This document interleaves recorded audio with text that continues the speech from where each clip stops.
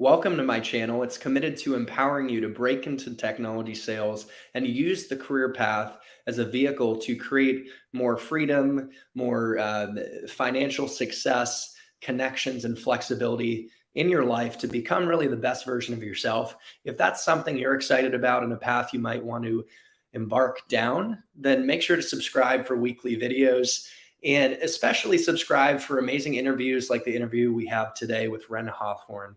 She broke into technology sales at a top company, Zoominfo, and got an SDR role within 2 weeks. And we don't want to overpromise to you 2 weeks is extraordinarily fast, but we want to offer you a look under the hood on some of the things she did to set herself apart in the job interview process. So make sure to stay for the whole interview to get those nuggets, as well as nuggets around how to build mentorships and relationships like we've built together. It's been really fruitful and awesome, as well as getting an inside look at her interview process and what's next for her.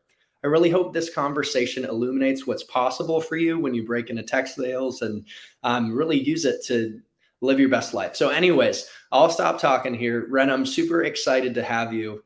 How was your Thanksgiving, by the way? Chris, I'm still stuffed. So I would think that that's a pretty good success right there.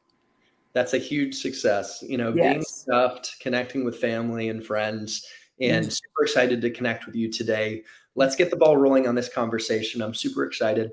Awesome. So tell us a little bit about your background before tech sales and what drew you to the opportunity. Yeah, for sure. So I come from pretty much a customer service background, customer service and community outreach for like nonprofits. However, right before breaking into tech sales, I was actually just dog walking. That's something I've done on and off for the last several years. And yeah, that's pretty much the background. So animals and people is pretty much the extent of my background. Do you think are animals and people are that different? Who do you like better? Uh, Animals. No, Yeah. no, animals are awesome, right? They're incredible. And then people, it gives me, I feel like with the animals, I was able to learn patience. Like just working with animals taught me so much patience. And then, crossing over to working with people, it taught me the skills, soft skills. It just taught me overall communication skills, just working in the customer service industry. So I've done everything from, working at a hotel, at the front desk, to wholesaling real estate a little bit. So yeah, it's just, working with people, I think pretty much helped me get to this point too. For someone who has no experience trying to break into tech sales, do you think that having experience in a customer-facing role, whether it's dog walking or bartending or being in, working for a hotel, is actually a helpful catalyst to break Yeah. in faster? I'm sure people can break in without that experience, but do you think it actually was a good intermediate step for you?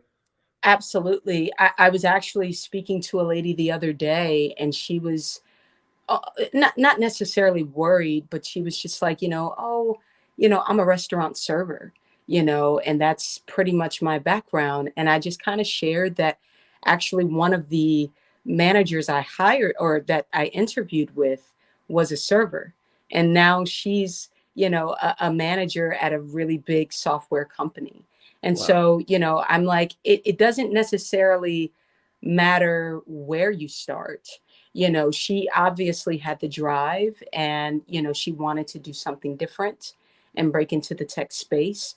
But that definitely helps, of course, because you're dealing with people on a face-to-face level. And you're able to just kind of go through all different kinds of personalities with people. And I think that helps, for crossing over into this space as well. So what drew you to tech sales? What did you see for yourself? Gosh, Chris, that's a great question. And if I'm being honest, I had always wanted to break into the tech industry, but I thought that I had to be, a coder or a data analyst. I thought, my brain doesn't work that way. So once I came across the tech sales opportunity, I actually came across it through a gentleman named Cyrus Harbin, and he's on YouTube. He has a show, and he was talking about how he went through a tech boot camp just last summer, and then how he landed a position, I think several months later, as a sales engineer. But, on the other side, he was like, the program that I went through cost this amount of money. But however, if you want to break into tech, there's also another program, which was CourseCareers, which was the program that I went through.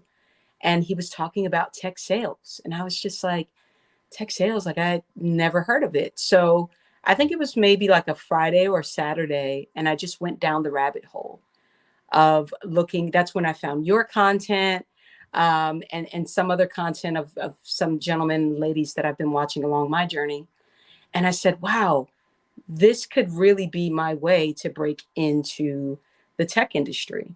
And I know we'll get into this a little bit later, but just kind of touching on it briefly, I have dreams and passions that, I'm really committed to. I'm a musician. I'm getting ready to start my own YouTube and podcast. Mm. And what I was finding, Chris, was working in customer service was paying the bills, but it wasn't allowing me to fund my bills and my dreams. And so, when I started going down the rabbit hole of tech sales, I said, wow, I can already apply the skills that I have and learn some new ones along the way, because, I didn't know much about what I would be getting into. And I said, this would be a really great opportunity for me to be able to, leverage what I learned here and just kind of be able to, start my own things outside of this. I love that. I think tech sales is a career for people who want to do more than tech sales and want Yeah. a job to help fund their dreams and create Yeah. the time flexibility too to invest in their passions. I Yeah. know someone who works for Miro, which is like a project management software, Okay. and it's a top company, a top startup, and that person is in sales, but they use the money they make to support their passion for cinematography and putting together projects and creating movies. Yeah. So Wow. it's really become the new, I guess, bartending or serving, like Yep. basically what an actor or actress might use to support their passions. They try and make it big. Yeah. I feel like it's a stable job that can support your passions. Like I started my YouTube channel, and I'll tell you that I'm so excited for you to start your YouTube and podcast. You're going to get so much out of it. You're going to impact so many people. Thank you. And yeah, it's such a great career path to that end. Yeah. Thank you. Thank you so much. I'm looking forward to it. Just even touching on just the last few weeks since I started the boot camp, went through it, etc. I've come to find that it's really allowed me to connect with so many people. I've just kind of been coaching and talking to so many different people about breaking into tech sales already. So for me, it's been a win-win already. Yeah, Win-win is one of the greatest ways to approach life. And if we can do it in absolutely. tech sales and just in any interaction, Yeah. we all go further together. It's Yes. not to go on too much of a spiel, but in the book, 7 Habits of Highly Effective People, it talks about a beautiful sense of interdependence. It's not a Mm, dependency or neediness, but realizing that it's good to be independent, but when we're interdependent, we go further. So is yeah. someone knocking on the door, by the way? Yes, someone Did you is get knocking. that? Yes, I was so afraid. I'm Okay. like, Well, okay, audience, stay tuned because we're about to talk about 4 secrets that set Ren apart in her interview process. She did some things that no one else really was doing. She made a great LinkedIn post about it, but we're about to dive in. Let's just give her 1 second to answer the door. And one thing I would say is that I'm going to link CourseCareers, the program that she went through that helped her get a job so quickly, in the description. I know the CEO, Troy, and he's a great leader and he's built a great program. Also, I'll put my email in the description. It's chrisbussingchannel@gmail.com. If you ever want to have a coaching call, Ren and I have had conversations just advising around any aspect of break into tech sales, get promoted quickly, and be successful. So Ren, I gave a little spiel. I'm basically going to link the course careers in the description because I know Troy and Awesome. he's got a great program. Yeah. And I gave the teaser for what we're about to dive into now, which is what are your 4 tips to set yourself apart in the interview process that really helped you get the Zoominfo job? Because you did things that not a lot of people were really doing. Yes. So one of the number ones, it's so funny. There was a gentleman that I was speaking to. I'll have to go back into my inbox on LinkedIn to figure out who this was, but I'll never forget. And he's in tech sales in like the UK or something. And I, had reached out to him, and basically he was just like, "Oh, hey, and by the way, voice memos, nobody's doing that. Keep that up." And I was like, "Oh, okay, cool." I was, just sending him a voice note every single time. And it's actually something that, you know, um, anybody that would message me, I was sending them voice notes. And anyone that I would message, I was sending voice notes. And so I feel like it makes it a lot more personal, right? And it's a part of what you'll be doing as an SDR, reaching out to people, cold calling, and, or maybe even sending a video, to some of these prospects. So for me, I said, you know what? Instead of sending a generic message, I'm going to go ahead and I'm going to, just go on and, just send a voice note and say, hey, my name is Ren Hawthorne. I see that you're in tech sales, blase, blase, blah. And that actually worked. And it just, I feel like people were able to get back to me a lot quicker because of that. It wasn't just a message that they saw, but it was actually being able to put a voice to it. And that, yeah, I think that made all the difference. So that's my number one, is that. Number two, when I went into these interviews, I went in with like a plan, a 30-day plan, is actually what I went into interviews with. And so the 30-day plan would just kind of consist of some of the things that I wanted to do within my first 30 days, and I made it clear. I said, hey, I would love to know how you all can hold me accountable to reaching these, this plan and the goals that I have for this. And you would be surprised, Chris, and all of you out there, how far that goes, because it shows like, okay, they set aside some time before this interview to, write out a 30-day plan. And I didn't spend too much time on it. I literally spent maybe, 15 minutes on it. But that went a very long way. That 15 minutes, I truly believe, was one of the reasons why I ended up landing the position. Right. So, Wow. so for me, that was a really big deal. And then let's see, I wrote them down here. Number three, reaching out to other SDRs. That was once I got the Zoominfo interview, I was immediately on LinkedIn, and I was looking up, me specifically, I was looking up people in my area actually that worked for LinkedIn. And so I would reach out, hey, my name is Ren. I see you work at Zoominfo. I actually have an interview with Zoominfo. Just wanted to know if you could provide any insight or advice on, how to navigate this interview. Just something short and sweet. But that, short and sweet message actually you end up building a relationship and a conversation with that person. And there were two wonderful, wonderful ladies that helped me along the way. And they actually saw me through every interview Wow. that I had. Yeah. So I'd say, hey, my next interview is on Tuesday. And they, just give me a couple of tips.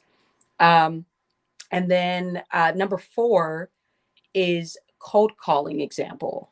So I went into the interview with a cold calling script of, exactly what I would be saying on the phones, to sell the Zoominfo product. That when I say I received an email from the recruiter, and the email said, the managers were just like, she had a script. Like, who is this girl? Like, you know, Unbelievable. this is unbelievable, right? And I have to say thank you to Scott Ward, because Scott Ward is another mentor that I've spoken to along my journey. He was actually the one that gave me the idea of the 30-day plan as well as the cold calling script. So thank you so much to Scott Ward. That's And brilliant, by the way. Like, it yeah, shows that you were so intentional, you mean business, yeah, and it just really gives them confidence they're making the right decision. You know, they're absolutely. not, one of the greatest fears that, oh, we're going to hire the wrong person, but you're showing like I already am that SDR today. Yeah, So yeah, I think you said Scott Ward, like, well done. That's amazing yes. leadership, and love that. So, but keep going. Yeah, no, that's it. I mean, those were the top four things that I did, you know, in terms of kind of getting me there. And then once I got to the interview process, you know, whipping out a 30-day plan or a cold calling script was really a game changer, because you have to think they're doing several interviews, you know, within that week. And you want to make sure that you are standing out and also just being your unique self. That goes, authenticity Yes. goes such a long way. And that was one of the things that they said to me is just you have such a genuine spirit. And, you know, and that goes just as long of a way. And then I didn't put this down, but this would probably be my fifth thing if I had to come up with one. When you go into these interviews, go into it knowing the product as best as you can. You know, just spend some time learning about the company, learning about the technology that they sell. And, you know, so you're able to go into the interview and you're able to say, hey, this is what I know so far. And that really makes a good impression as well, knowing that you took, you know, set aside 30 minutes or so to just learn what that company and what their product does. That's a great call out. Anyone I would coach, I would say you have to know Yeah. the product that you're selling. And one thing to keep in mind too is if at a company like Dell, Oracle, or big companies that have many business units and products, like Dell Yeah. has personal laptops and then the enterprise storage Dell EMC. I Okay. saw someone actually, not Dell as their first interviews, like actually a video before you get to people. And Okay. they asked like what's Dell AMC, why do people buy, and they talked about personal laptops. Game Mm. over, no chance. So the key is it's actually critically important to know the product you're selling. Some you might be at a SaaS startup and it's obvious it's like one product, but at bigger Yeah. companies it could be multiple. Yeah. I've heard it, you know, again, that's the question I've heard is like, why do customers buy XYZ? And Right. so, way to hit on that point, I just wanted to double click into maybe two more things Yeah. with regards to your 4 points, which are game changing. Yeah. What did your 30-day plan include? What was the content? What were some of the goals that you set in those 30 days? Yes, I wanted to meet with people. There are certain people, and I'll just let you all know today's the 26th. I start with Zoominfo this coming Monday. So those plans I haven't, thank you. I haven't quite gotten to those plans yet, but I will be, you know, officially be doing the work on Monday. So yeah, one of the plans was to meet with account executives, and just meeting with the top, number one, meeting with the top SDR. That's something that I wanted to do first and foremost, because, you know, I want to learn from this person, him or her or them, if there are a few. And I wanted to, you know, just pretty much get from it what I could, as a newbie. Number two, I wanted to go out of my way to kind of set my own, kind of like my own cadence, if you will. And so I wanted to see, you know, how that would work, just kind of getting in my own flow of how I was going to do things and applying what they taught me, of course, and what they teach me, and just kind of implementing my own things, my own strategy, to where it's comfortable for me. And then I'm trying to think. Number three, meeting with account executives was a really big thing for me, because I want them to have a relationship with me and vice versa. I think it's really important to be able to speak with him or her to say, hey, what is it that you're looking for? Speak with your account executives. Like, these are the people you're going to be working with, and, directly, indirectly. So I think that that was really important as well. That's a part of my 30-day plan. And then just different things like being able to, we don't get on the phones until like 2 weeks in, 2 weeks after training. So on the phones and, just doing emails and all of that, reach out. So I wanted, within my first 30 days, I wanted to try my best to meet the quota that I had for myself within that, that next 2 weeks after training.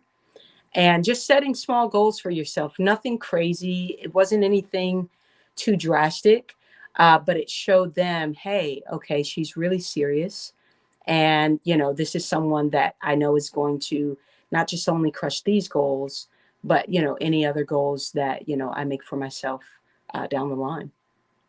A couple things I really like that you hit on was setting up time with top performing SDRs and Yeah. also account executives. Number one, because the best way to learn in sales and oftentimes in entrepreneurship is through modeling behavior. Yes. Modeling after the top performers.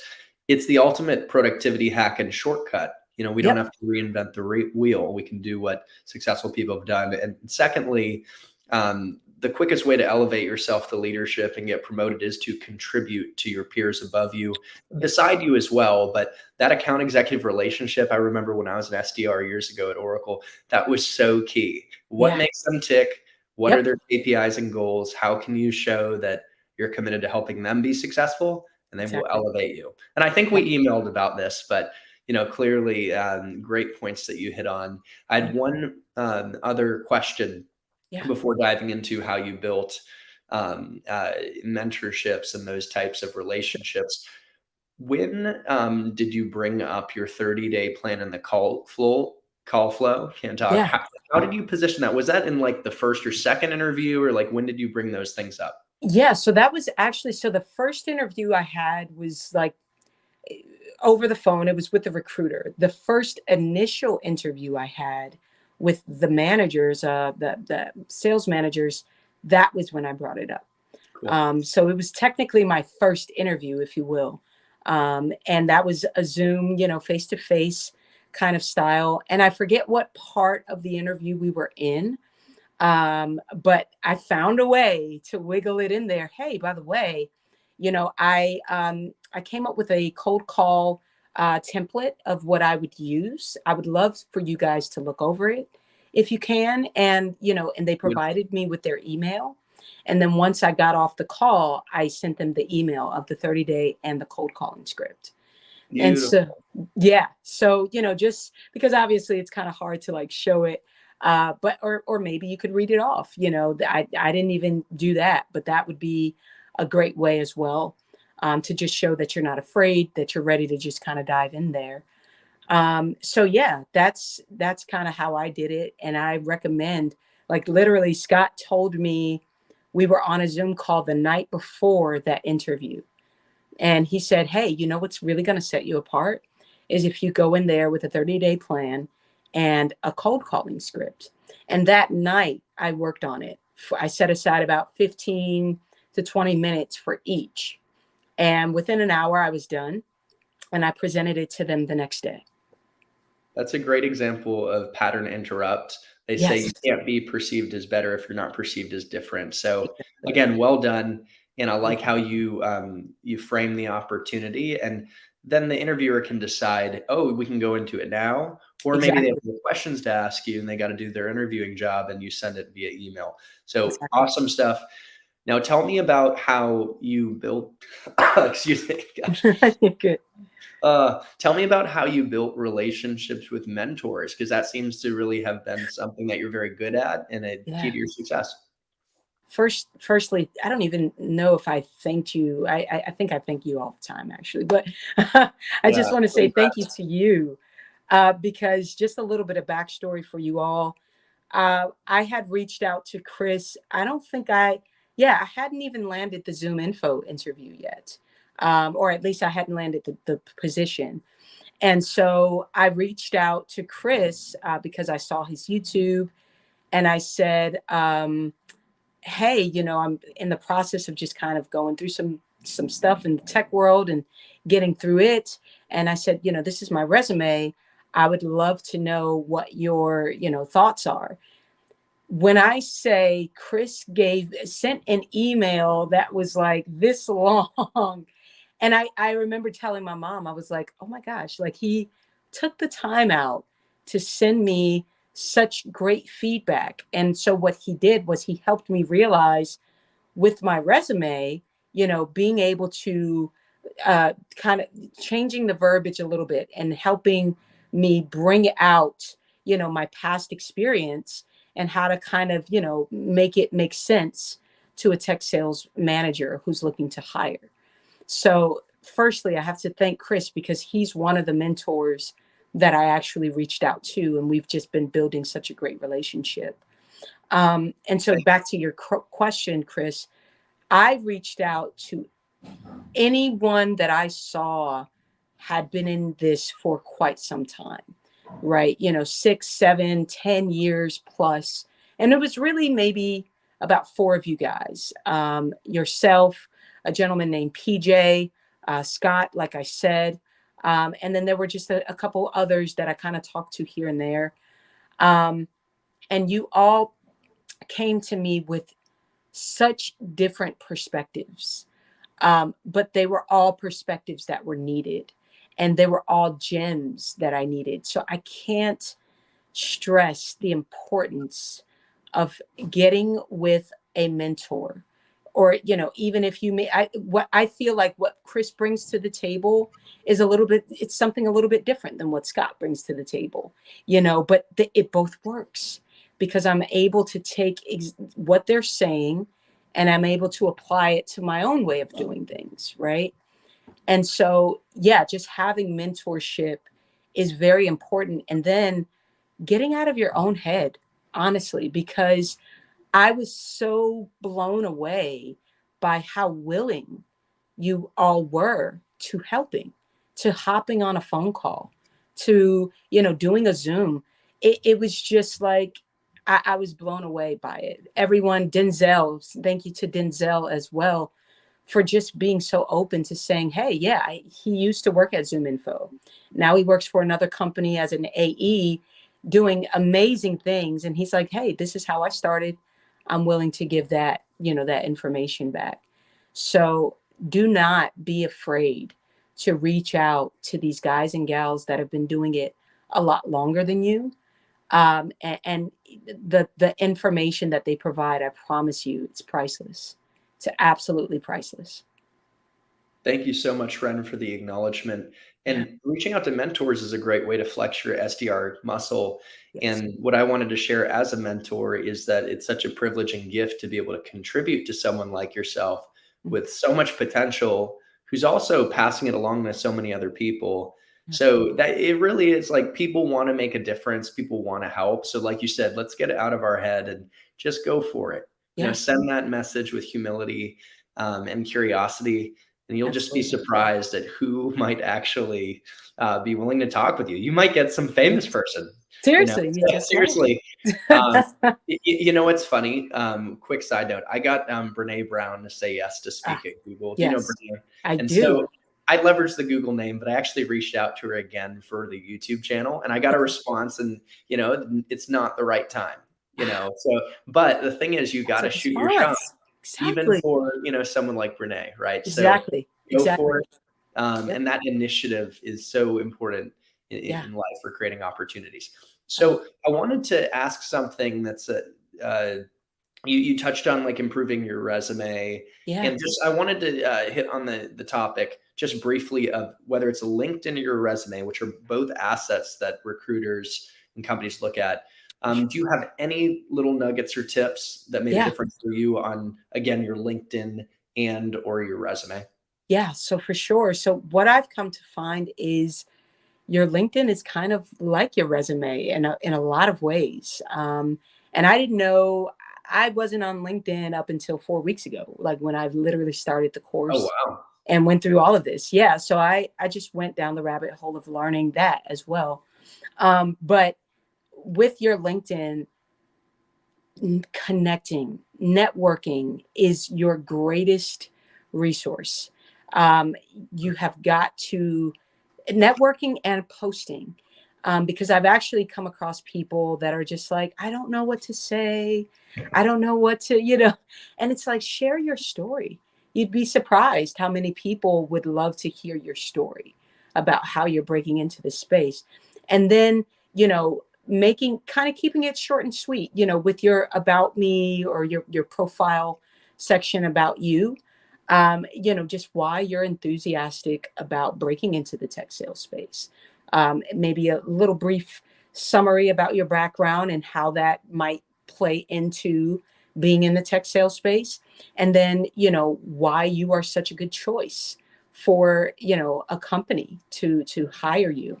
And then also, I was I was tuning into a live last week, and the panel was people who have been in tech sales. They're no longer SDRs, but they are, AEs or account managers now. And one of the people on the panel said something that I'll never forget. She said, if you have aspiring in your headline, aspiring SDR, aspiring account manager, she said, take that out. Take out the aspiring, because aspiring is like you're not there yet. And these companies want to know that they're hiring account managers, Good point. account executives. Like that's it, Yeah. It's a good So point. I was just gonna say that it's such a beautiful word, aspiring. It sounds so nice, but the yeah, challenge is, and I've talked to other folks breaking into tech, and even though they were so down to earth and personable, but the recruiters or folks, hiring managers make an excuse like you don't have experience, and it yeah, sounds like the chicken and the egg. Because like, of course I don't. So I'm yeah, new, but I think this is a subtle way to get past that like defense mechanism. So, exactly. anyways, continue on, but a very subtle and important distinction. Yes, that's it. And that's exactly what she said. It's just, it makes you, she's like, I don't care if you've never been into tech sales, I don't care if you've never been in this field. It makes you seem like you're still trying to get there. And, confidence is key, and they can tell that based off of your profile as well. So I would say to come across as confident as you can.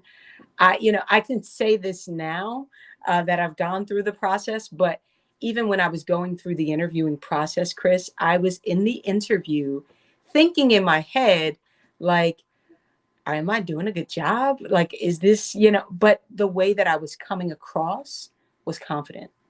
And so, they didn't know, they couldn't tell, so the same thing with your LinkedIn profile is walk the walk, talk the talk, and then as far as your resume is concerned, I would highly encourage people to keep it to one page. Mm. If you can. That's one thing that I've seen breaking into the tech space is that no one wants a long drawn out resume. So trying to, just bring everything down into one space, and then kind of like Chris helped me realize and understand, like for instance, I did some wholesaling real estate for a short period of time. And so Chris put under that note something like, show, did you have a quota to meet? Or, did you make any phone calls? So I actually, as a wholesaler, I made tons of cold calls. Mm. Guess what? Very Cold relevant. calls go in hand with tech sales. So that's what I put underneath the wholesaling job description, made 100 cold calls a day. So you want to make sure that what you're saying kind of ties into what the key words, if you will, that they're looking to see in the tech sales space. Beautiful. Yeah, because in sales, it's an outcomes business. Yep, And that means there's some pressure. You got to deliver numbers, absolutely. usually top line revenue. But the great news in an outcomes business is you could get really efficient and work 20 hours a week and make Yeah, deep in the six figures as a very successful account executive. yeah, But showing any type of revenue impact, yep, like I closed this many deals or I generated this many leads, or you practice the skills like cold calling And how did you do it? You were gritty. You showed qualities of what it takes to be successful in sales. There's ways to do it. And yeah, so great point on that. I was going to say that you hit on something that reminds me of a very important principle from the personal growth and leadership domain, which Okay. is it's less about tactics and what you say and being perfect in the interviews, but focusing on your beingness. How are Mm, you being in the moment? We can yeah. control that moment. Yeah. And Steven Spielberg, who's became a famous producer, he was being a famous producer before he was that. So Gotcha. you can really fake it till you become it, and you can Gotcha. alter your beingness now. Like you are an SDR right now, Yeah. even though you don't have it. Yeah. And it's subtle, but I think you clearly, have mastered that beingness. And also part of it's just being authentic. Yeah. Mm, So yeah. another thing I wanted to ask you about was your interview process beyond the ways you really distinguished yourself with the 30-day plan and the cold call flow. Could you give us a little look under the hood of the actual interviews? For example, are there questions that, like, man, you got to be ready to knock out of the park? Or any questions? The second piece is, were there any surprising questions that you got?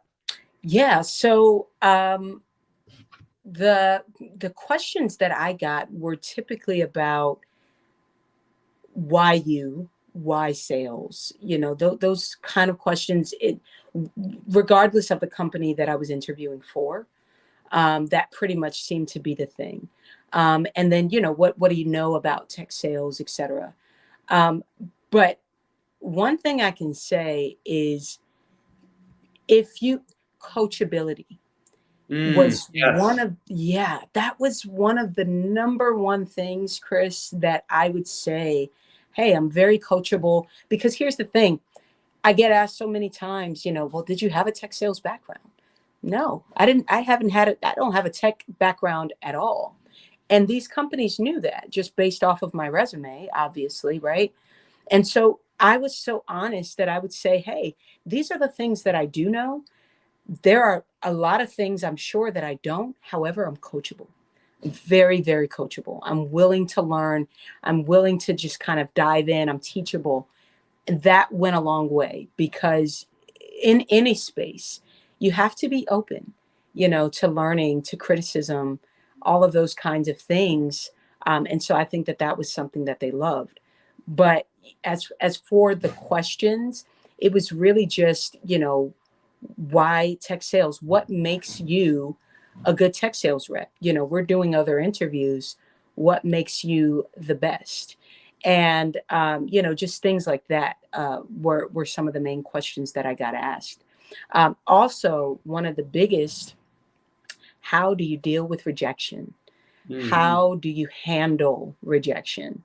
When someone is telling you no over the phone, how do you handle that?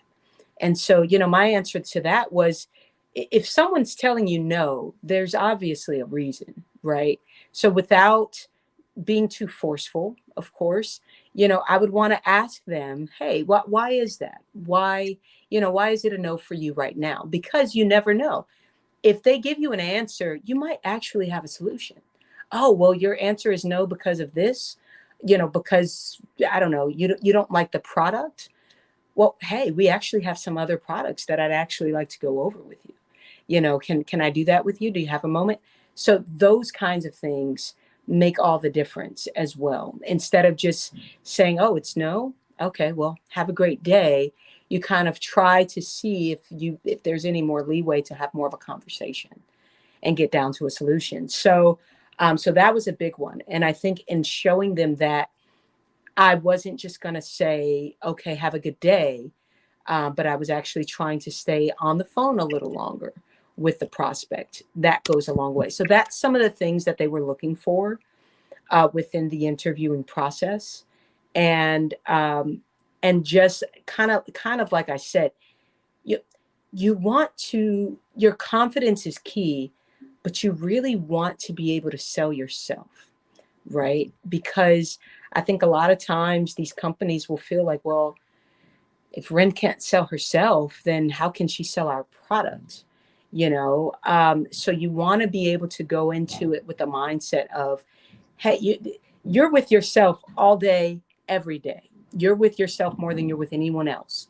So obviously, the number one thing you should be able to sell is yourself. And then, learning the products, you can do that over time. But they just want to see that you've got the tenacity and you've got the drive, overall. Yeah, coachability, by the way, going back to your point, is maybe the most important foundational quality that Yeah. companies look for. Yeah. Because that's how you iterate and improve and really become great. It's not about being the smartest person, and that's the great news. I Research. remember a time at Oracle when I was an SDR and I got out of a technical training and I was so excited about my knowledge on our security products and whatever. And I Yeah. called the chief information security officer and I proceeded to talk his ear off and he hung up on me. Oh no. Because it's not about what we know. It's about Exactly. curiosity, asking Yeah. good questions, Yeah. and that takes the pressure off. And then I took in the feedback from the world, or in that case, the CISO, to, oh shoot, let me rethink how I approach this. But Absolutely. yeah, any other nuggets from your interview process? For example, were there any curveball questions like "sell me this pen," or was Yeah. it? Yeah, No, actually, I didn't have any of that actually. I don't know how, I mean, whether it was Zoominfo or the other companies I interviewed for, I don't know how I'm going to be honest. I don't know how I got through that without having to sell a pin or something. But one of the main things that I would say is, in going through the interviewing process, I was my recruiter. Thank you so much, Georgiana. She would send me a email, and in the email it would say, "Hey, these are the two people that you're going to be interviewing with tomorrow." I would get on LinkedIn immediately, look up these people that I was going to be interviewing with, and I would send them a message. "Hey, Chris, I'm looking forward to interviewing with you tomorrow. My name is Ren Hawthorne. Just looking forward to, sitting and talking with you and sharing a little bit about my history and why I feel I would be a good candidate for this role." So, that's one of the things that I did with every round of interviews that I went through, no matter the company. And yeah, like I would honestly say that that's a good look as well. That made a good impression.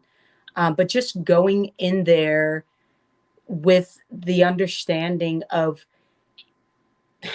one of the gentlemen said to me in the interview, he said, "You know what I love the most about this interview? I love the fact that you told stories that were tied into the questions that I asked." Mm, And he loved that. He said, "I loved how I would ask a question and you would say, 'Oh, well, actually, I remember a time where XYZ.'" And, he said it pulled me in. Be engaging and mm. go into these. I can't stress this enough too. Go into these interviews looking to have a conversation. Take the pressure off of yourself and go into these interviews looking to have a conversation, because at this point you're getting to know these managers, you're getting to know the company, and they're getting to know you. And so if you can go into it with the mindset of, let's have a conversation, let's have a chit chat about tech sales and how long you've been in it, and me just coming into the space, it makes everything flow that much more and that much better. And then it also allows them to see your personality. And that's just kind of one of the last things I'll say is, personality is everything. Like I remember saying something like, "Oh, I didn't know that I could break into the tech space because, I thought that I had to be a super tech whiz or something like that." And I said, "Now that I found that, I can break into it with tech sales," I said, "You guys are stuck with me now. Like that's it." And they just, kind of gave a little laugh to that, and just going into it with just a lightheartedness, not being so serious, but being serious enough, of course, to listen, and to go through the interviewing process, with just, yeah, just go into it with an open mind. You hit on a really good insight intuitively on the power of storytelling. Mhm. Actually had another guest, the founder of the Kellogg Northwestern School of Business's Sales Institute, Yep. Craig Wortman. He wrote a book, What's Your Story? And stories, according to studies, I don't know the exact numbers, they might be 6 times more powerful than data and facts. And one Wow. of the best things you can do to influence people, and really, it's like the gateway to emotional connection, is to tell a story. And Yeah. it's also so good to collect stories. Like, it's actually one of the most important things you can do to prepare for interviews, Yeah. to give proof points for, Yes. okay, I'm gritty. Well, Yep. okay, anyone can say that. What's a story? And Exactly. so you intuitively hit on a game changing concept that you use to get the job and sell yourself for interviews. And you're going to use in your role to sell Zoominfo or wherever you end up evolving to in the future. So powerful. Thank So you. awesome insight. And this has just been jam packed of great nuggets. And I really appreciate your time. And, Cyrus made a comment. He's getting a lot of lessons here, and really has appreciated this conversation. Thank you, Cyrus. I don't know if you're Yay. still on there. But fine. I just want to wrap it up. Yeah. Looking forward to the future, right? You really did open up new possibilities for yourself by breaking into tech sales. And Yeah. what are some of the possibilities that you see? Like, what's the story that you want to write for yourself in the future? 4.5 weeks ago, I was walking dogs with this vision of I've got to get my music out there. I've got to get my podcast done. So many things, and not to be long winded, but I just want to say this one thing really quickly. Back in October, before I started Course Careers, I wrote down, I wrote down my vision in my notebook, and I said, hey, at the time, Chris, I wrote down I would like to land a position making X amount of dollars. And to be quite honest with you, it was kind of low. And I said, I'd like to, get a position where, I have no more than a 30-minute commute to work. Right. And then the very next day, I started Course Careers and I went to Starbucks and I wrote a completely new vision. And I said, I want to be making starting off about 70 to 80K, da da da da da. I want to work from home. And I just wrote down a couple of other things. And this is what I realized, Chris. The first thing that I had written just the day before was me writing the bare minimum, was me writing just kind of like, me at my, like, I don't know if this much is possible. So I'm just going to kind of take it easy. The second thing that I wrote, which was the very next day, was this is what I'm expecting to make. I want to work from home. And guess what? That's exactly what I got. That's exactly what I got. And so the overall goal for me was to be able to take what I get from here, take the money that I get from this position to pour into my music. I come from a music background. That's something I didn't touch on, but I have a songwriting team and we've written for a lot of famous people. And so one of the things that I wanted to do was pour into my own music and get my own music out there. Hmm. And so that's what I plan to do is I want to help people. My podcast is called For the Good, short for the good of humanity. And it's just all things about, the power of manifestation, the power of, just healing and just tapping into a higher version of yourself. Because I truly believe, aside from all of the interviews and just all of the nuggets that we've just kind of dropped in this space, it really comes down to ultimately one thing: your mindset. And once I changed my mindset, I got a completely different result. And so when you hear people say your mindset is everything, it's the truth. And so from then, I was able to write, this is my plan. My plan is getting my YouTube and my podcast started next month, actually. And then I plan to start releasing my own music probably around February or March. And so I live a very mindful, zenful life. I believe in meditation. It changed my life. And I'm telling you, once you tap into getting your mindset right, you unlock everything that you desire. So yeah, just, like back to your question, I just want to help people in those ways through my music and my podcast and YouTube. Beautiful way to end. Yeah. And I don't want to throw anything on top of that other than the fact that I might break this into a mini clip to repost after because it's very Absolutely. inspirational.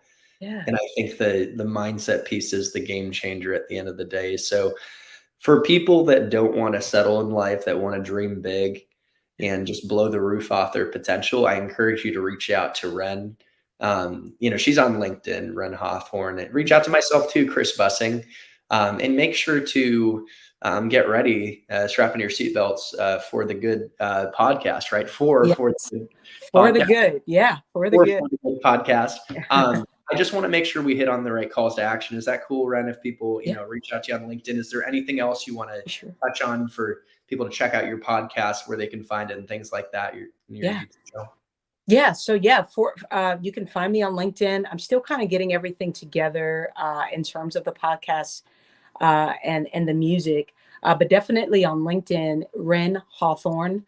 I'm sure Chris will tag my name in this. Yeah. So last name Hawthorne with an E at the end. And I'm very, very responsive. I tend to get back to people within just a couple of hours. So feel free to reach out. Maybe any questions that I didn't answer or something that I wasn't super clear on in this interview, I'd be glad to hit on it in your question in my inbox. If anything, guys, reach out for a beautiful voice note that is encouraging. I remember listening to one in New Mexico before I headed into a retreat. Ren, Yes. I'm excited to cheer you on, Thank amplify you. your impact and message. Thank you for being a part of this. And yeah, guys, for anyone who wants to, break into tech sales, this channel is here to support you. But it's about more than that. It's about empowering you to live your best life. So I'll Yeah. sign off saying, subscribe if you'd like to. Feel free. Like this video because the YouTube algorithm loves that and will show this video to more people who could benefit from the message. And I wish you guys a beautiful life and happy selling and happy living. I'll see you next time. Awesome. Bye, Chris. Bye. See you around.